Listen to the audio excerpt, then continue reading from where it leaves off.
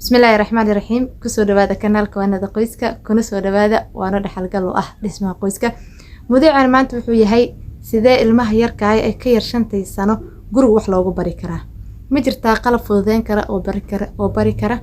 oo aad ku bari kartid wax waliba oo asaaska u ah culumta shariicada hadii ahaan lahayd sida quraanka qiraa'ada akhriska iyo qoraalka موضوعنا سقاس عرورت أيامانت وهذا دونا وموضوع حقيقي أيدين بالقاضي إن أيدين سو قلين دون إن شاء الله وحن صودا بعي حروف الهجاجة عرورت محاكو بركرتين ألف لايا جروجا كبركرتين وصودا بعاني بعد أذا كو صودا بعي بي واحد ديكا جيران مقابنايا مركتنا كو صودا بعي إن شاء الله ألف إلى ياء واي سيدا حرف أو بريسة أما أسبوع دون انت أبوديس وياهي والما اسكو فهمت معهن marka qodobka koowaad aad ku bilowbi karto caruurta waa halkan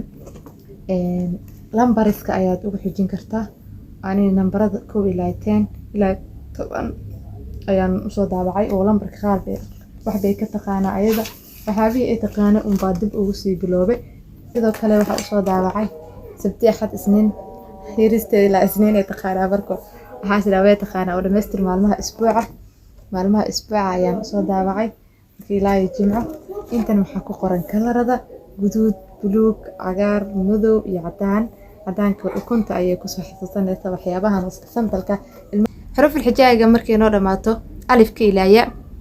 inta kadib ilmaha yarka hooyada waxaan rabaa inaan ku baraarujiyo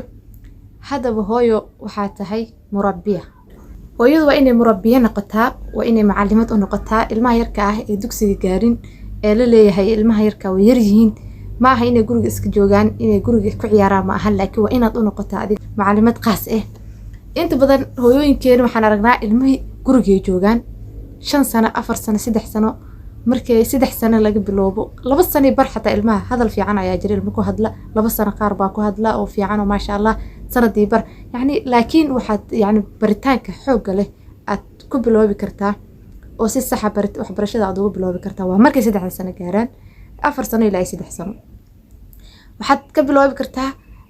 inaad TV-ga halkay ka daawan lahaa aad ugu shidid ayagoo muuqaal leh xuruf الهجاجة wax waliba oo aad bilowdid way baranaya ilmaha maxaa yeelay hadalkaad bay baranaya marka salaad dukunayso ay kulta mid kale markay hooyadu ay guriga ay joogto inay ku qaylisid ma ahan ilmahan oo aad ku qaraacid waxbarashada waxa jiro hadiyooyin fara badan aad u keeni kartid oo aad jeclaysiin kartid inay wax bartaan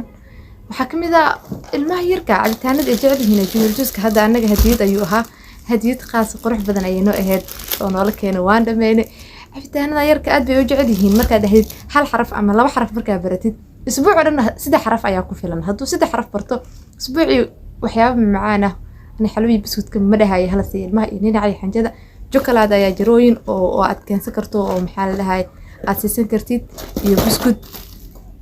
biskuudyo chocolate-ka aad buu u wanaagsan yahay wax dhibaato ma ku arag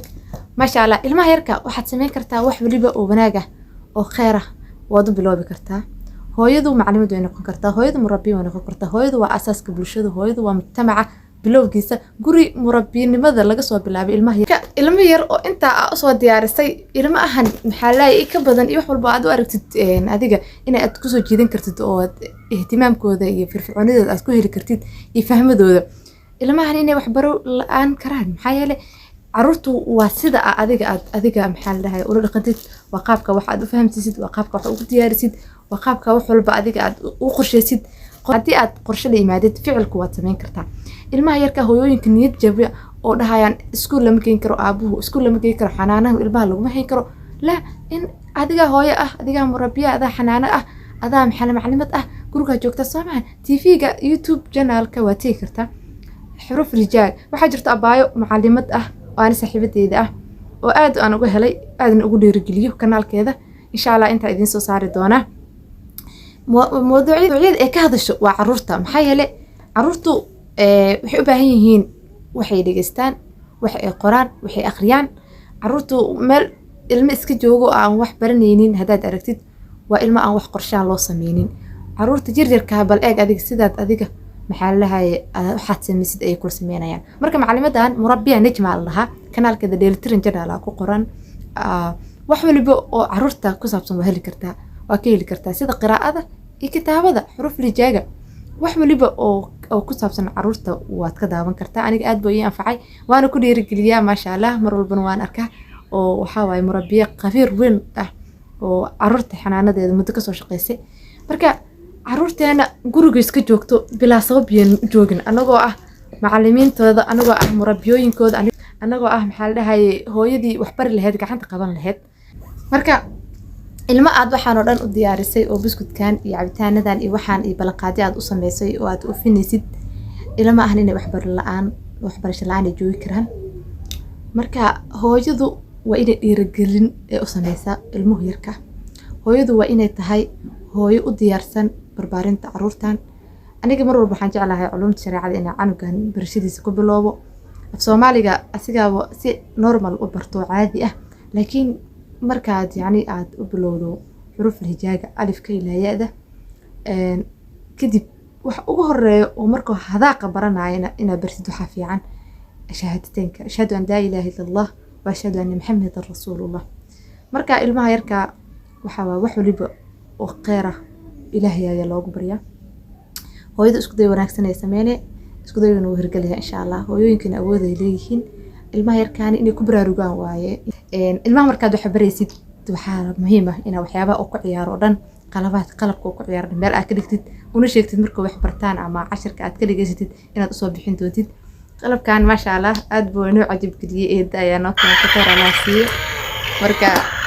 wax waliba ay jecel yihiin meel ka dhig si ay wax waliba ay jecel yihiin meel ka dhig insha Allah si ay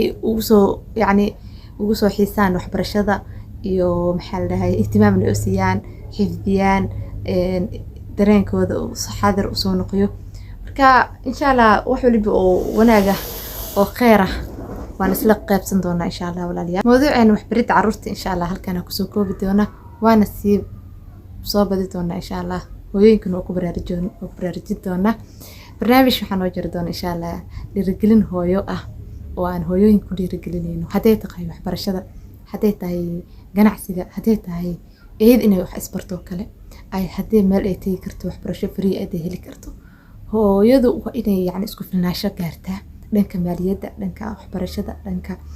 ganacsiga xirfadda wax waliba marka insha Allah mawduucaas iyo mawduucyo xiga oo qurux badan ayaa idin soo wada insha Allah waan isla socon doonaa caruurteena aan ka fikirno ilaahna aan u barino aan u weydiisano inuu noo kaalmeeyo barbaarintooda